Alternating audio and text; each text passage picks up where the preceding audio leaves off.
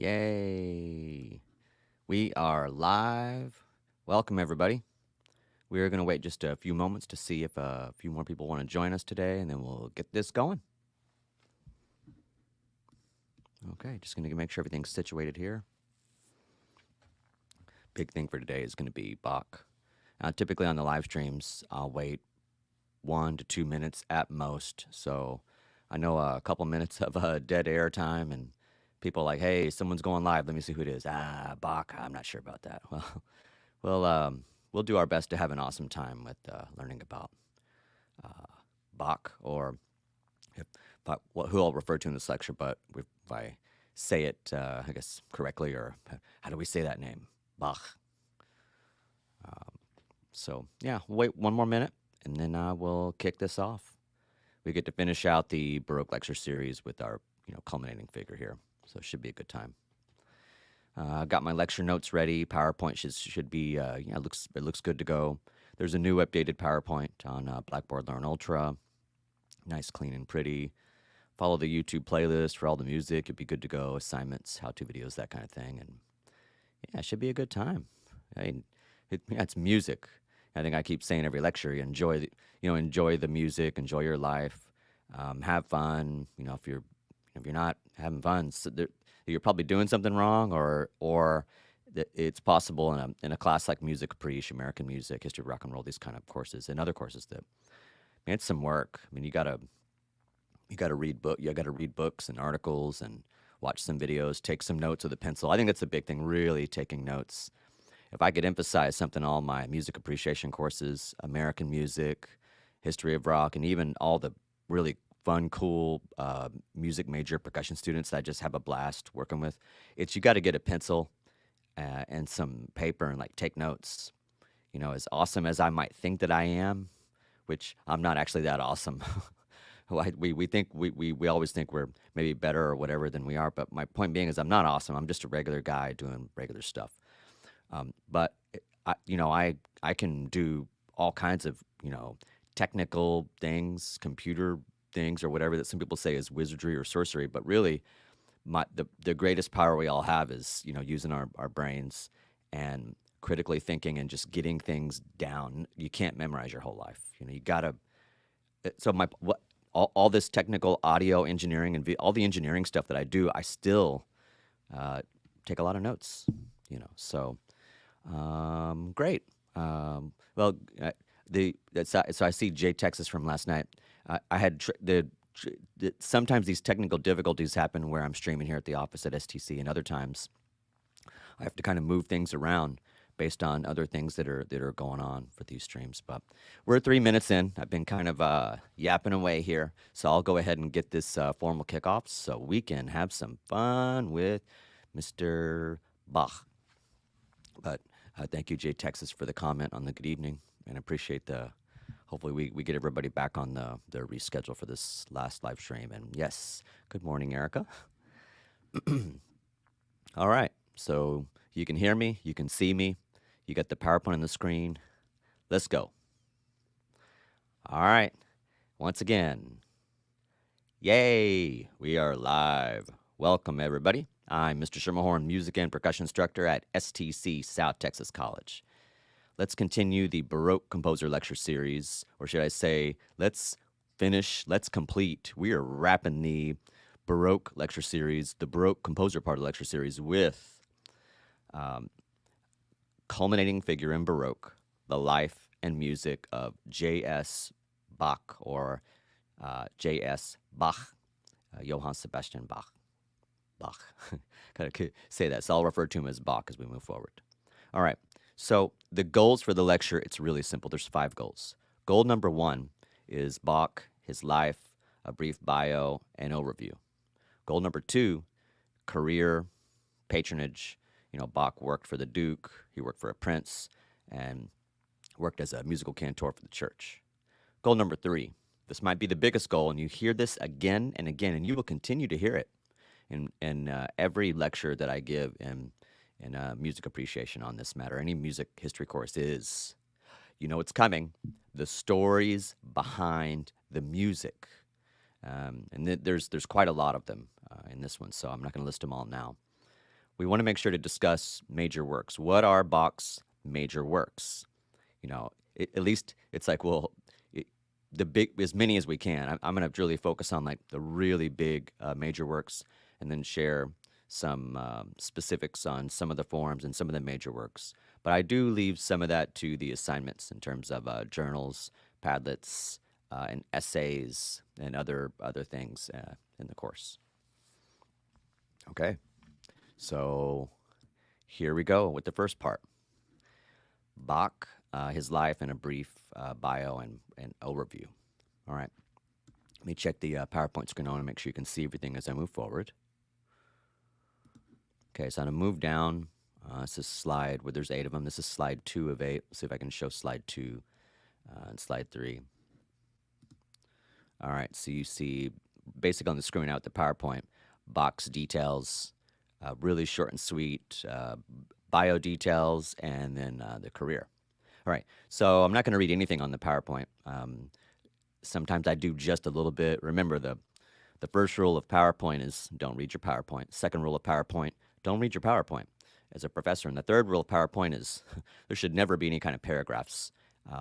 All the stuff that I say is not on the PowerPoint. The PowerPoint basically is, I'm going to talk about all that, but that's where there's paragraphs of information that go with all those bullet points. So hopefully this will help kind of keep it like super organized for you, for all my students here.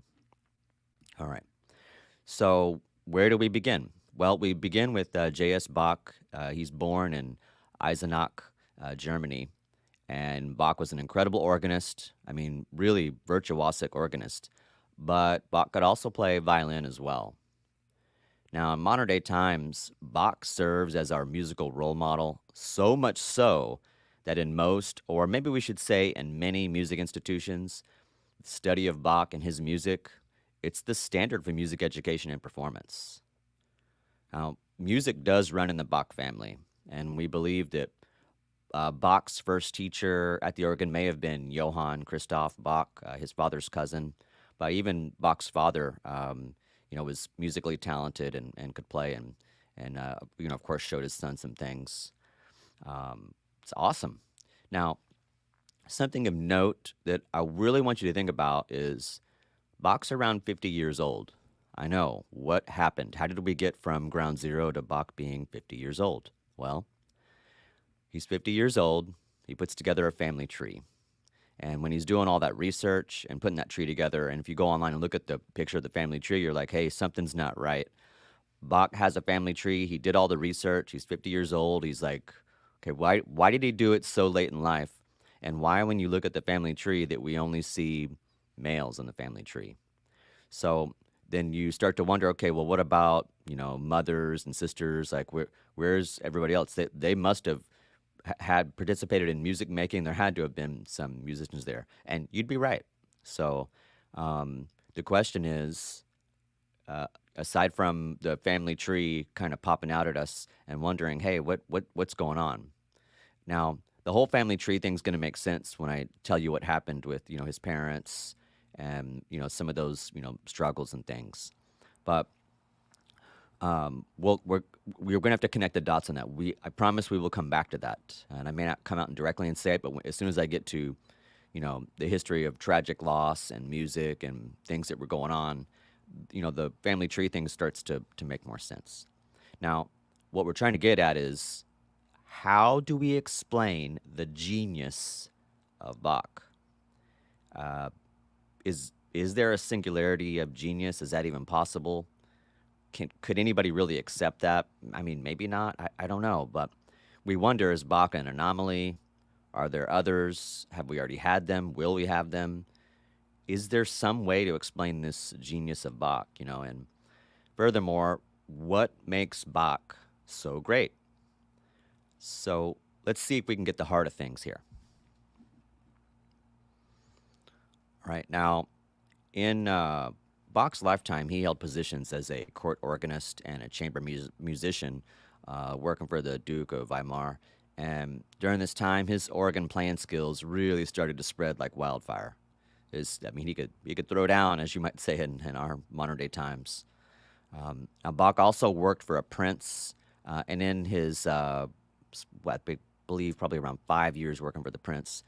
He's writing things like suites and concertos, sonatas for various instruments, a lot of keyboard music.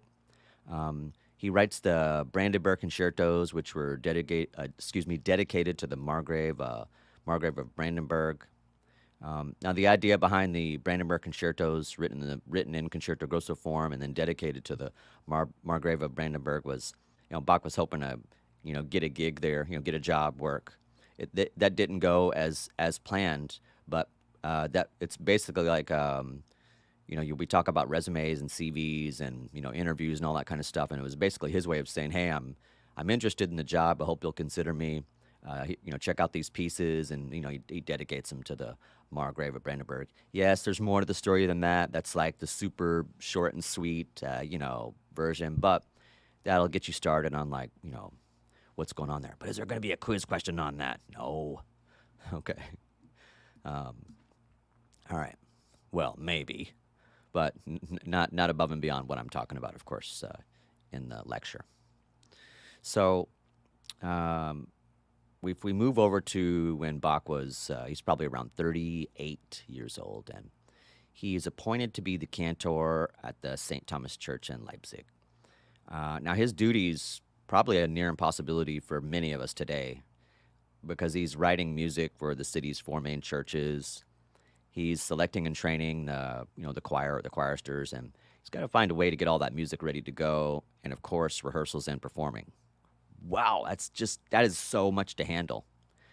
Think about what I just said right there. You got to write music for four churches. You have to train people, train the choir.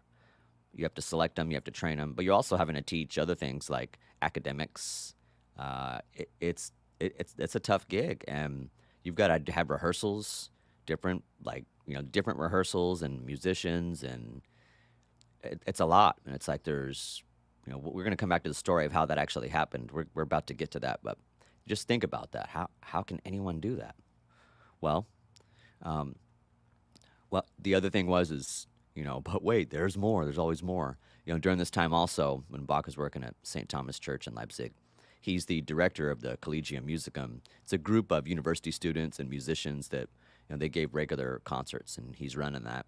And he would have, university students. He would have professional musicians sometimes come in, like Bach would make money on the side gigging, and sometimes he'd end up using that money he'd make on the side gigging so that he could bring in what we call today like ringers. He had to do that from time to time. Now, whether some of them did it for free or I don't know, like favors, or what Bach did, we don't know for sure, but we know that he did have to invest some of his supplemental earnings in bringing in musicians, whether it be extra musicians or I guess depending on what he needed. So, and it's possible now. If he's paying them, they're probably pro level professional musicians, but it's also possible that he brought in other students to play as part of these church gigs where you got you're doing these cantatas and you need you have all the singers, but you got to get more of the instrumentalist, and you might be short in this section or that instrument or whatever. So all right, so let's get to story number one. Story number one is about Maria Barbara, and this is Bach's first wife. So, story goes like this: Bach he's accompanying his employer, Prince Leopold.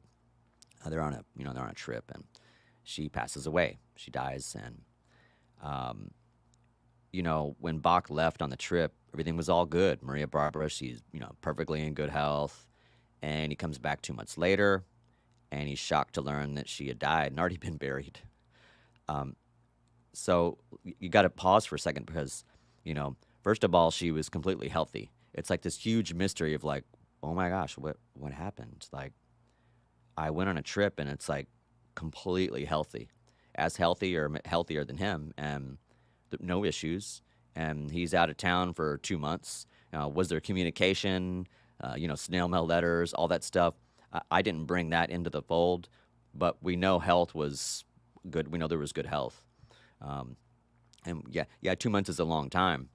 However, dying unexpectedly, passing away, and he comes back from the trip, that's a lot to take in. And especially, oh, they buried his wife, like, and he comes back and he's saying his goodbyes at the grave. That was really difficult for Bach. And this is not the first time he experiences tragic loss. This is a huge thread in his life in terms of dealing with tragic loss. That does get channeled into his music, and I'm gonna get to some details on that. Okay, so losing Maria Barbara Bach she's around the age of 35, and the cause of her death is undocumented. It's a mystery, and one of our tragic losses, as I've said on that. So, all right, sorry about that. Let me get to story two. So with story two, we want to talk about Anna Magdalena. This is Bach's second wife. So we're looking at around 1721. Anna Magdalena was employed as a singer. She's a soprano singer at the court. And Johann Sebastian Bach, he's working there as a Kapellmeister, or what we call director of music, since December, I believe, 1717. And,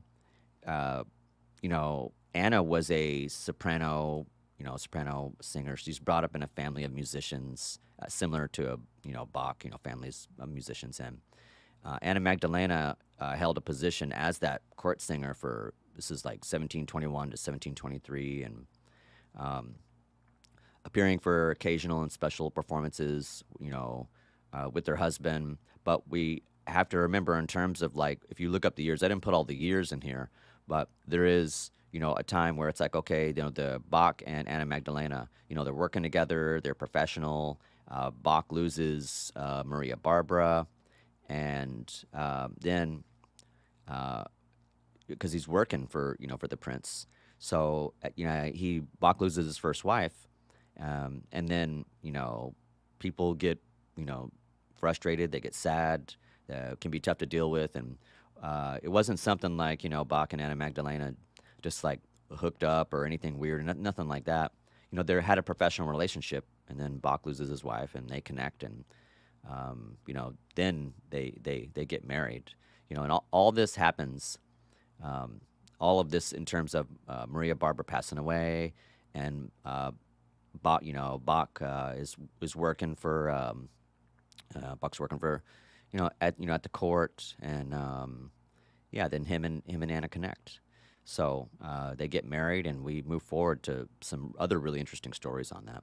Now, if we look at, let's see, Anna was, some accounts in the history talk about Anna being, this is a stretch, but they don't say as talented as Bach necessarily, but they do say that, her talent, or her musical prowess as a performer, it's pretty amazing, that arguably might be just as a standout as Mr. Bach. And certainly as we dig through the history, there's a lot of awesomeness we see with Anna Magdalena and Bach. They're certainly a great team.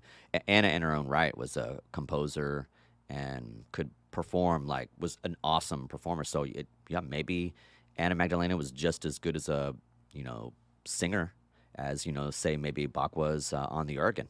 We can't deny that. That might be right on the money. We just don't have as much to go on the history for Anna Magdalena, but I'm going to share with you certainly as much as I can. Now, so the thing is, we don't have a lot of surviving records of performance records, say, of Anna Magdalena in Leipzig from the time.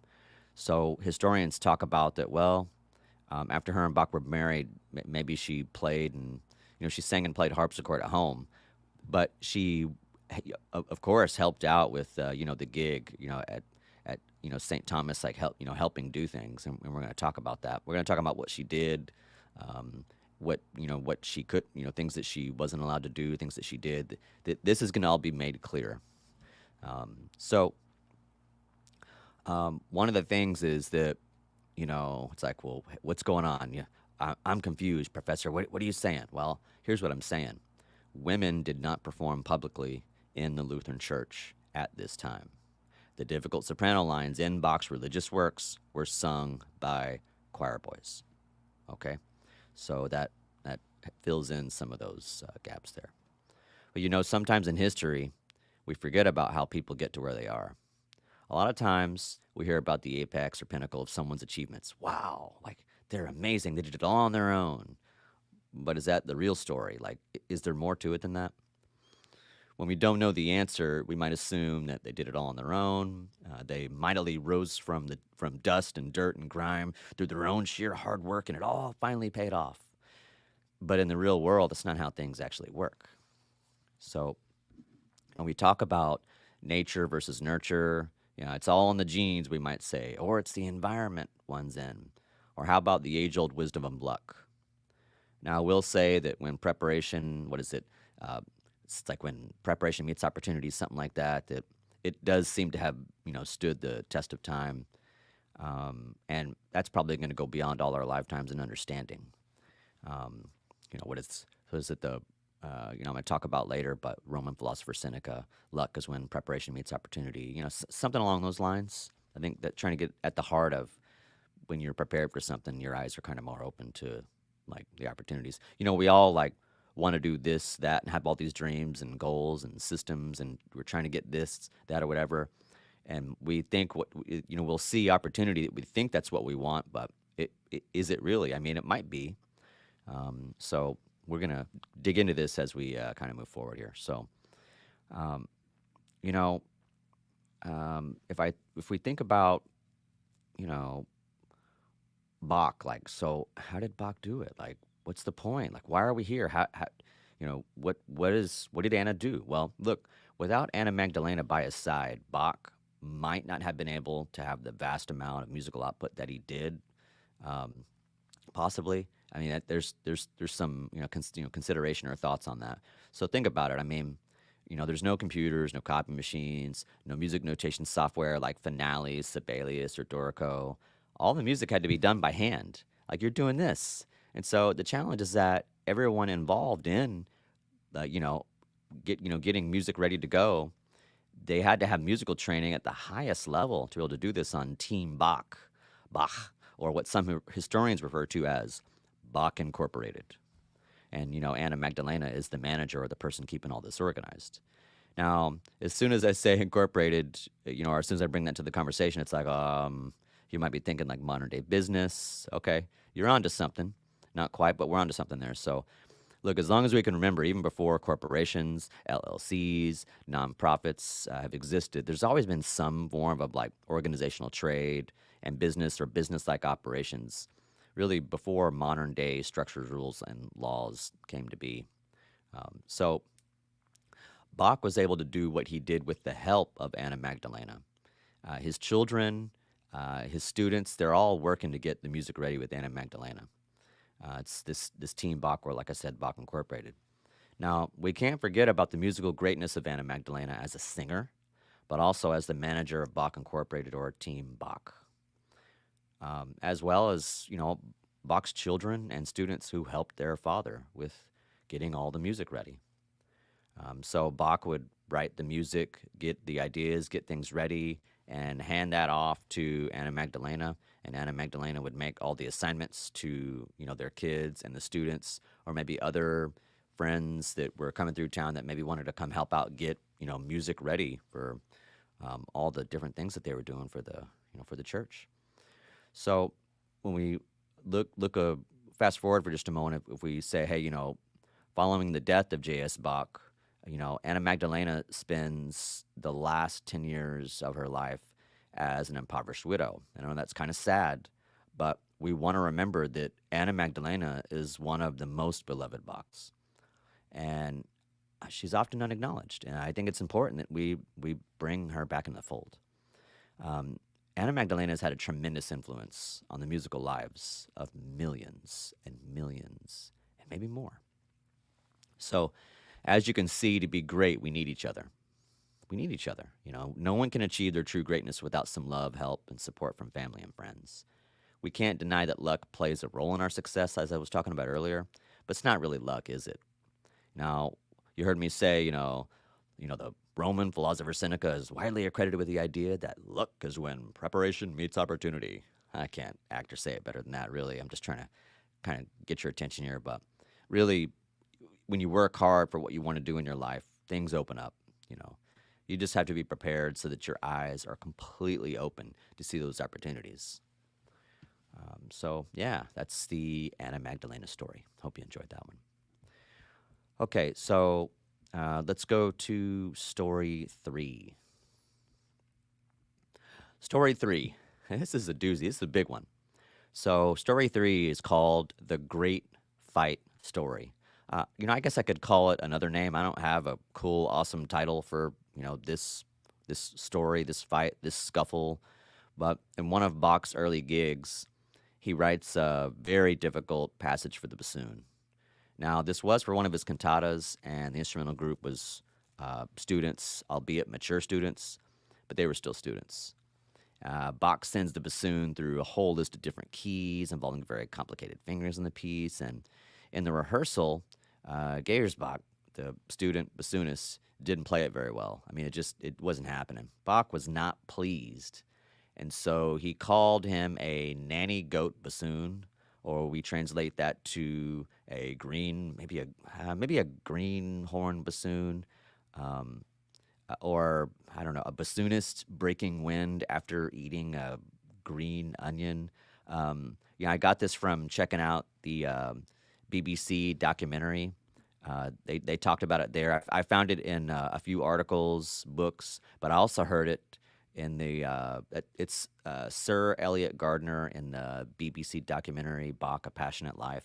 So Kasir Noan basically kind of like, where where are you getting this from? All right, you can kind of check out the sources on that. All right, so what happens next? Well, Bach wasn't pleased, of course, because he wasn't doing it very well, and then Bach calls him some names. Yeah, not very nice. Um, the student bassoonist feels insulted, wants revenge. So Geyersbach, the student, catches up with J.S. Bach, demands an apology. You apologize to me right this minute. And Geyersbach and Geyersbach is going after J.S. Bach, and the student bassoonist is, there's some other friends and or students with them, and the student bassoonist Geyersbach pulls out some kind of stick, maybe it's a club, but some kind of stick, and just hits Bach in the face. Bach then draws his sword. Sorry, here's my sword. Bach draws his sword, and you know what happens next? They're fighting. I mean, there's a scuffle. It's like, I don't know, I don't know. I don't have a good fight movie swords, or I didn't put that on my notes, but they're going at it. So I mean, I remember when I heard about this in different iterations, or throughout the the years, the last 30 years, and while the heart of it's always the same, there's more or less details or variations, but there was a fight. I mean, we know there's some validity to all this with all the accounts, but in terms of all the exact things said, that's where maybe you get a few tweaks throughout time of stories being handed through word of mouth, right? So it's like, oh, okay. We know there was a fight. We know there was some kind of small sword and stick or club or something like that. And we know that Bach called him something along those lines of what we've tried to translate here in English into these possibilities. And we know it's the student is Geyersbach, and then J.S. Bach is the teacher. And they fight, and the other students have to break it up. It's not a, and then with at that gig, Bach, goes to the admin, and, it's like, hey, can we do something about this? Can we discipline, consequence? And pretty much they're just like, no, they side with the student. And they're just, hey, maybe just get along with the students better. Like, well, okay. But look, Bach, that, he called him a name, that's, not very nice. And look, it's he's a student, right? So, yeah, that's story 3. I'll come up with a better name maybe in the future, but let me take a look. Okay. We got story 1, story 2. That's the basics of his life. Let me go over. I want to check one more thing in the notes. Story 3 looks good. Oh, wow, yeah. Definitely got some more cool stories. No, I just felt like I was missing one, so I was double checking. Sorry, give me just a moment. Yeah, story one, Maria Barbara. Story two, Anna Magdalena. You were good on that. Yeah, story three, the Great Fight Story. And the last, okay. Why don't we just talk about we can talk about some of the music, maybe the major works, and maybe the history of some of those works. So let me move over to the PowerPoint here and just kind of move some things around. So you're already seeing. You know, I have music in the PowerPoint, and those are musical compositions. You know that I would play, say, like in a live class, in an online or hybrid class. Those are still compositions. I want all my students to listen to kind of get in the flow and idea of Mr. Bach. And some of the, any compositions listed in a PowerPoint or a YouTube playlist would be tested on. But the big ones are going to be if I'm emphasizing a story behind a piece or a composition. You know that that's going to be coming in terms of an assessment, quiz, exam, that kind of thing. But some of the comps are more FYI. At the same time, you'll see review sheets and notes and listening guides. There's certainly cues that'll tell you, hey, like this is going to be, the one. So like for Bach, when I think about like there's so much music. I mean, like the organ fugue in G minor, that's a big one for, doing the Padlet assignment. Brandenburg Concerto No. 5 is a big one for learning about that, style or form of music and, the harpsichord.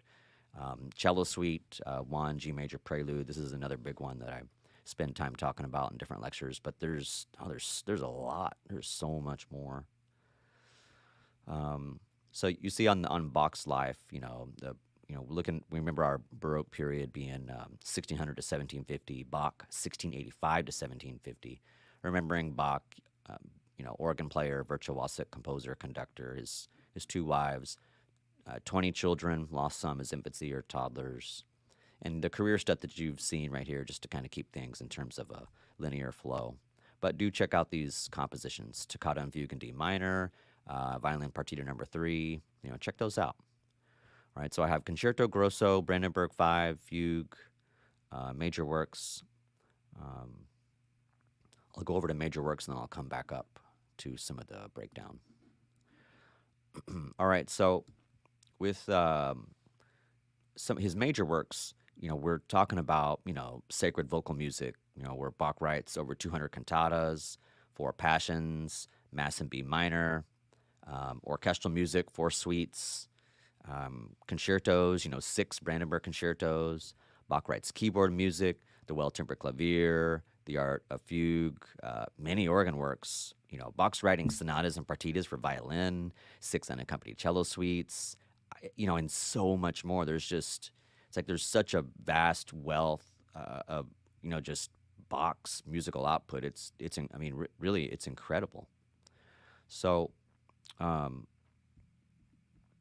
if we look at, say, maybe the history of the 371 Bach chorales, like those 371 Bach chorales that he wrote, which hopefully I got it on there. I need to add that, make sure that's added to all the notes and PowerPoints and whatnot. But the 371 Bach chorales, these were abstracted from the cantatas, and some of the 371 Bach chorales we get from like the passions, like Saint Matthew, Saint John, and Saint Mark. We have the Christmas Oratorio and the 6 motets. These are pieces that material was pulled from for the 371 Bach chorales. The Saint Mark Passion and maybe about 100 of the estimated 300 cantatas were lost after the chorale harmonizations were prepared. The chorale harmonizations give the only preserved remainder of these. And we also know that when Bach was working when one of Bach's jobs, he's working, I believe it may have been the Duke of Weimar possibly, but I do know that there was, when you work under the patronage system, working for, Duke, Prince, or anybody, King, Queen, anybody under patronage, person of royalty, I mean, they own the compositions, so it's like stored basically on, wherever they deem it, And while it's possible to get your compositions, maybe if they might release them to you at some point, or the person of royalty passes away, or they say, "Hey, I own them for this many years." But you're working under patronage. Whoever holds that, in Mr. Bach's case, one of the dukes, one of the person of royalty, a duke that he worked for, The issue was something happened to one of the buildings, and there's a fire, and so we do know that we lost a lot of music in this fire. You can get more details on the fire and the location in the documentary I was talking about earlier, Sir Elliot Gardner, BBC documentary. But that's kind of a bummer in the history. So the 371 Bach chorales. I mean, these are of course major works too, and we got to recognize that in the story, and also like, hey, how this fire stories. It's not just that's there's things get lost through the sands of time, for all kinds of reasons, So if we look at those compositions now, so with the major works, obviously you're seeing that list right there.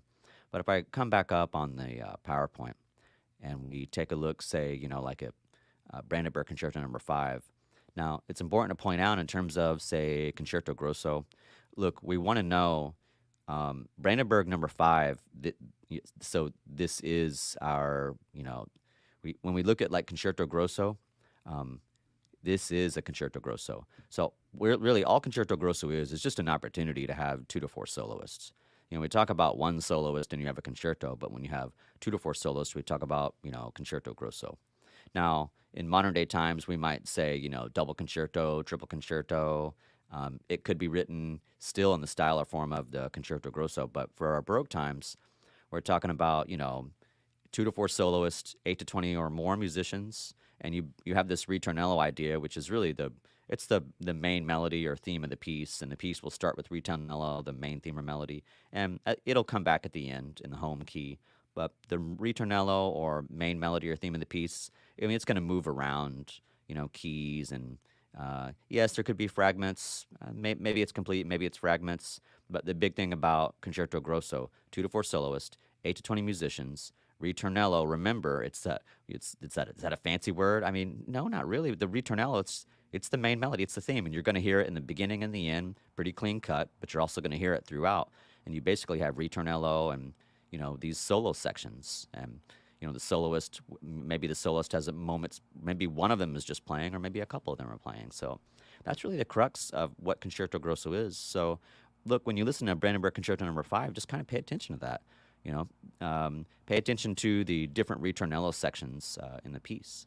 Now, I'm scrolling the PowerPoint here so you can kind of see, okay, Brandenburg Concerto No. 5. So when you're checking out Brandenburg Concerto No. 5, pay attention to the violin, the flute, the harpsichord. There's a huge harpsichord solo in there, so check that out. It's pretty monumental. It's incredible. It really is. Now, I'm not going to ask you, how many ritornellos are in Brandenburg No. 5, and can you find them or count them all? But 9 ritornello sections, 2 themes, A and B. The important thing in doing that is so that you're listening, not necessarily count 9 or find A and B. Yes, sometimes I do ask that if we're doing maybe a journal or a Padlet or a quiz, but it kind of depends on the semester. But the reason I include it in the PowerPoint, no matter whether there's an assignment or not, is so that hey, when I'm listening to this piece, this main melody at the beginning and end, that's the ritornello, and it does change a little bit. And there is a harpsichord moment, and there are some really awesome violin and flute stuff in there that I want you to like really pay attention to. And if you can figure out are the ritornellos, awesome. And all you got to do is follow when if the soloists aren't, if there's no solo action happening and you hear that main melody, main theme, well, you're in a ritornello. Whether you count it with A, B, C, D, E, F, G, whatever, or 1, 2, 3, 4, 5, 6, 7, 8, 9, or whatever, and you can find the A and B themes. That's great. Look, you don't have to read music or be a music major to do any of this kind of stuff. There's always ways that you can listen to a song and kind of figure out what's going on. So these are kind of focal points or things to think about in terms of whether it's an assignment in the course or we're just doing it for fun to kind of learn about, what is Concerto Grosso, and use Brandenburg Concerto No. 5 as a good place to get that rolling. Anytime I've asked about the ritornello sections, it's always been more in a live class or in an online class in a journal or something where I'm asking you to maybe talk about what you hear, how you feel, or what do you think of in these particular sections of the piece and the ritornello. So I get down to the nitty gritty when we're really doing that. So awesome. If we go over to the fugue. So, in visiting the fugue, we just want to remember that, a fugue is a polyphonic composition, can be, choral, instrumental, fugues. There's going to be two or more melodies in a polyphonic composition like a fugue, and you're going to have imitation. The main melody in a fugue is called a subject.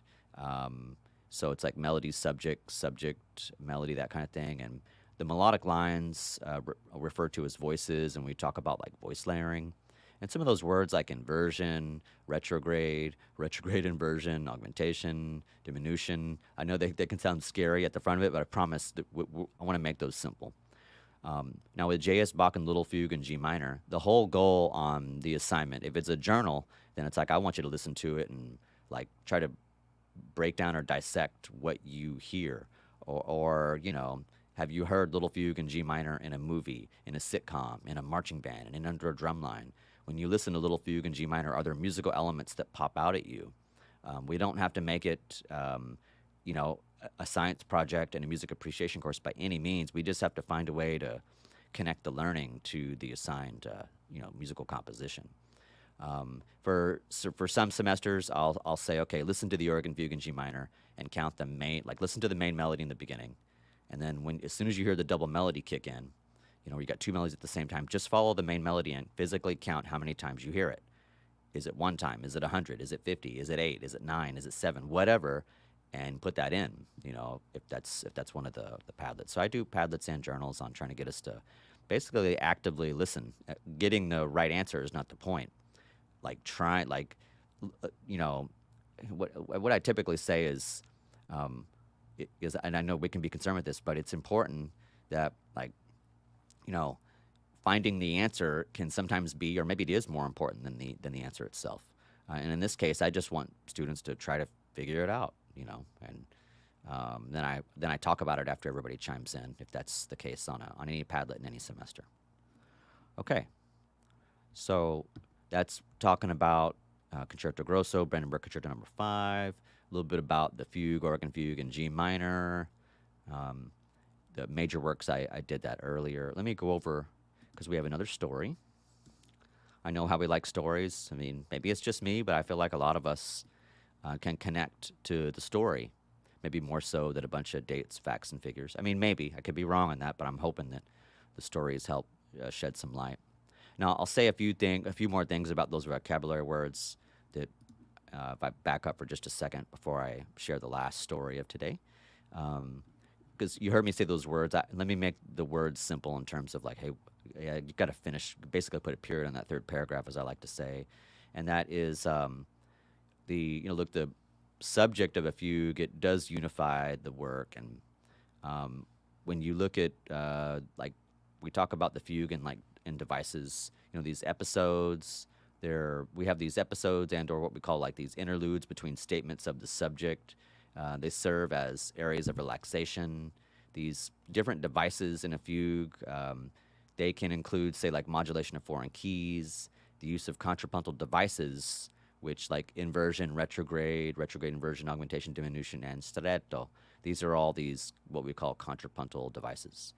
What does all that mean? Like that, maybe that makes things worse, or everyone's really confused while you're listening to this lecture live, or as many of my students will do after the fact, whether it be today, tomorrow, or years from now, like, oh my gosh, what is he talking about? Well, look, the fugue is gonna, like, you start the fugue off, and it's gonna start and end in the tonic key. I mean, typically, I say that, and then the rules are gonna be broken. But when we talk about a word, say like stretto.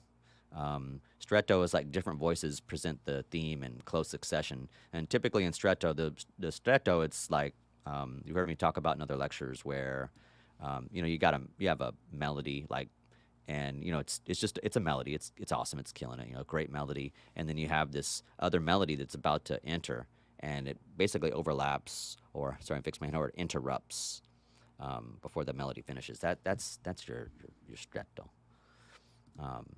So, when we look at something, say, like inversion, it's turned upside down, and the intervals of the original version are maintained, but they're in the opposite direction. When you look at a word, say, like retrograde, the pitches are stated backwards, starting from the last note and proceeding to the first. I know it's a lot. It's a lot of stuff in there, right? Retrograde inversion is the pitches are stated backward, and the intervals again they keep their numeric value, but they move in the opposite direction. And when we talk about augmentation, it's the melodies presented in longer time values. It's really, I guess you could think about it's often twice as slow as the original. And diminution is, shorter note durations. Note durations. So yeah, I hope that helps a little bit. Okay, heading into the last story and closing thoughts. We're almost there, everybody. Thanks for joining on the live stream. For those that are with us here, with me, with us. Okay, so let me share one final story with you, and then I'll share my closing thoughts.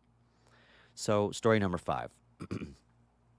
Look, we almost lost Bach's music forever. And while some people argue about that and say it's an exaggeration and yada, yada, yada, okay, well, let me give you some, where does that come from? How did we lose Bach's music? Is it an exaggeration? Did it really happen? Like, where does that come from? Well, I can tell you as a musician, this crosses my mind from time to time that, not just about music, but how things get lost through the sands of time. As I know I said that twice today, but look, when Bach passed away, his legacy, his greatness, it was all, of course, intact.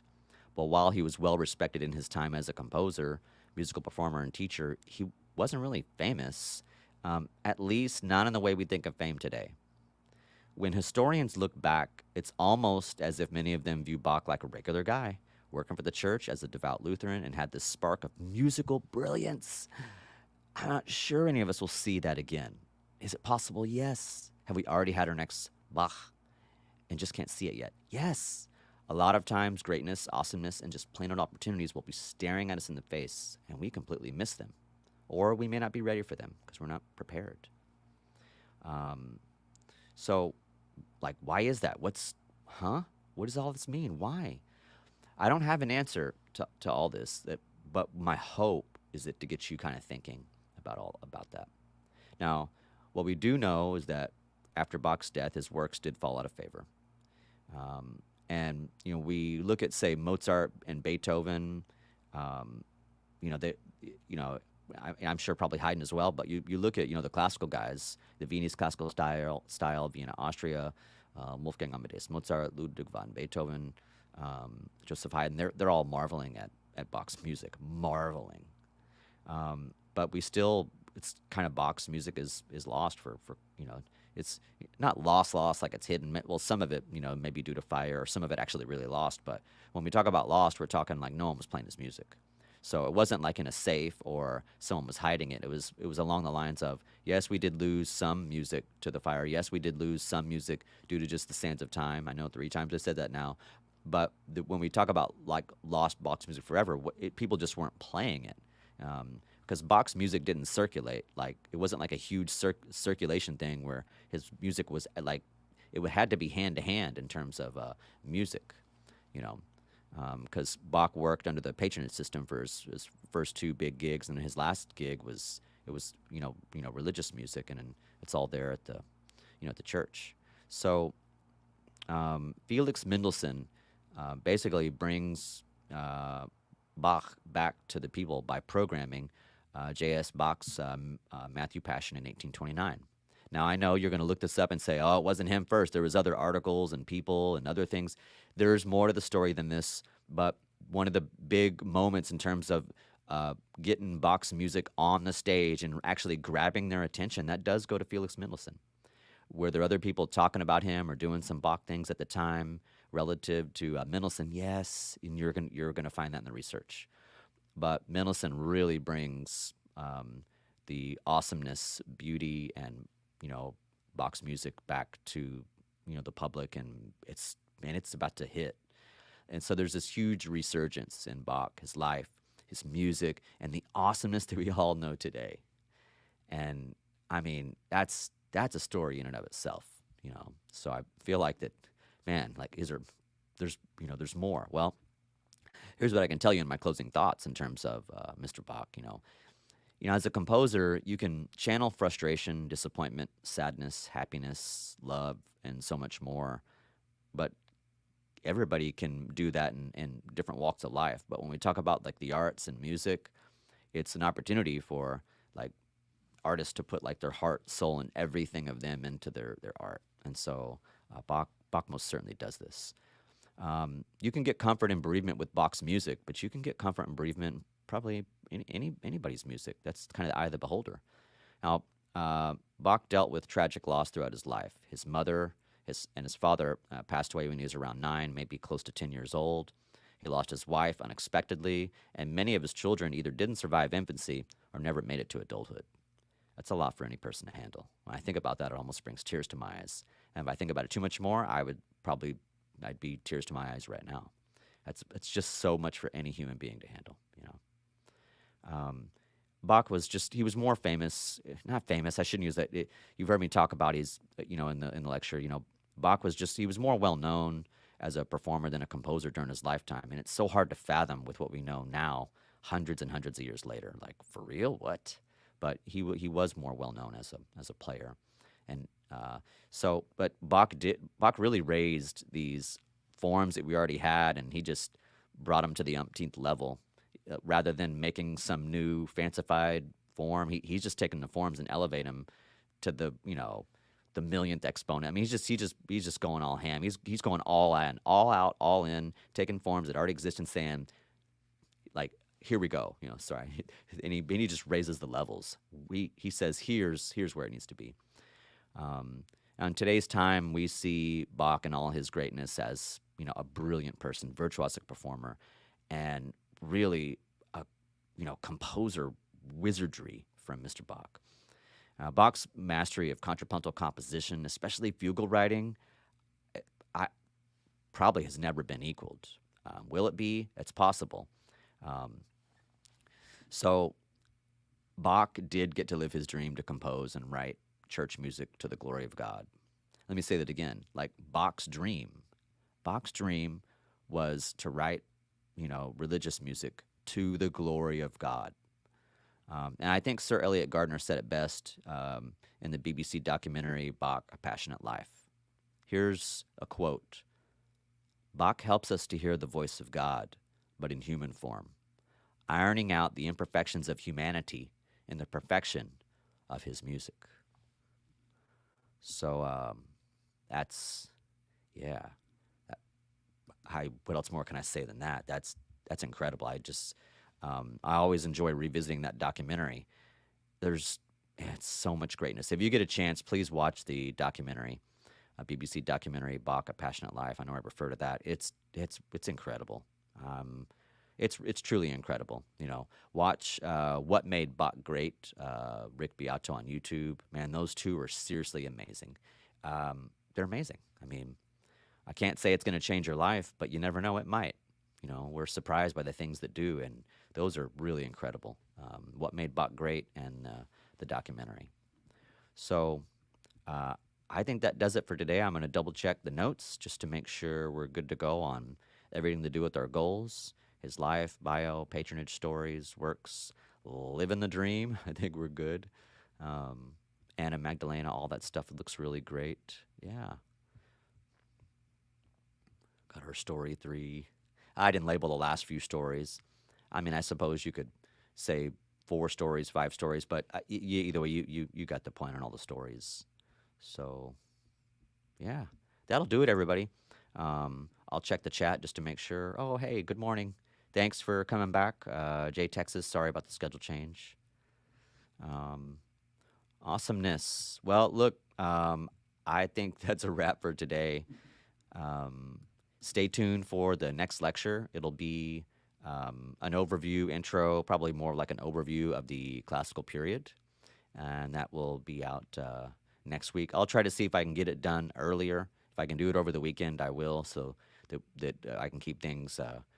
I'll try my best, but at the least, it'll be on Monday. So, or whenever you're watching this, could be anytime. I'll get it out there. I'm on it. So, look, I'm Professor Ron. Enjoy the music. Enjoy your life. Have a great time. I'll see you in the next one. Bye, everybody.